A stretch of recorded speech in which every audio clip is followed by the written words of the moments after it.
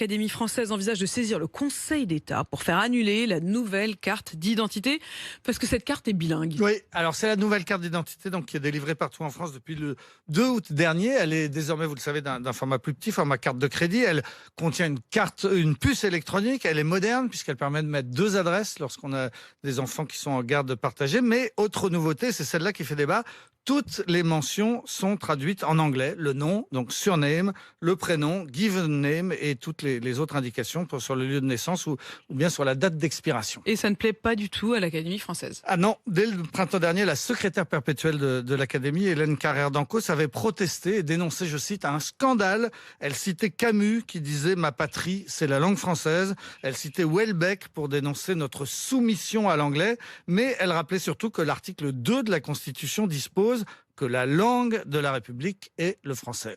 Et aujourd'hui, les académiciens se rebiffent justement parce que leur message n'a pas été entendu. Au nom de l'institution, Hélène Carrère d'Ancos a donc écrit à Jean Castex pour lui demander de revenir en arrière, de revenir à une carte d'identité française en français. Et elle lance un ultimatum au Premier ministre. Si ce n'est pas fait dans les 2 mois, eh bien, elle saisira le Conseil d'État pour qu'il tranche. C'est la première fois en 400 ans d'existence que l'honorable Académie menace ainsi d'attaquer l'État. Un cabinet d'avocats est déjà chargé de préparer la riposte. Il va demander l'annulation de la nouvelle carte d'identité en s'appuyant sur un texte de loi de 1994 qui prévoit que le français est la langue de tous les documents administratifs. Et cette loi de 94, elle ne faisait que reprendre un texte beaucoup plus ancien. Bien plus ancien. La fameuse ordonnance de Villers-Cotterêts, édictée par le roi François Ier. La fameuse Villers-Cotterêts. Voilà. Que tous les étudiants en sciences politiques ont étudié, édicté donc par le roi François Ier en 1539. C'est le plus vieux texte législatif encore en vigueur, puisque ces articles 110 et 111 n'ont jamais été abrogés ni modifiés depuis presque 5 siècles.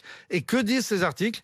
Eh bien, ils ordonnent de prononcer tous actes en langage maternel françois. En langage maternel françois. Oui, en françois et non autrement, précise l'article 111. C'est donc l'acte fondateur qui instaure la primauté du français comme langue officielle du royaume. Jusqu'à là, les documents étaient toujours écrits en latin et le peuple, lui, il parlait l'occitan, le provençal ou le breton. À l'époque, donc, il ne s'agissait pas de défendre le français comme aujourd'hui, il s'agissait d'imposer le français, d'imposer une nouvelle langue. Et ça a marché, ça a pris du temps, mais ça s'est fait.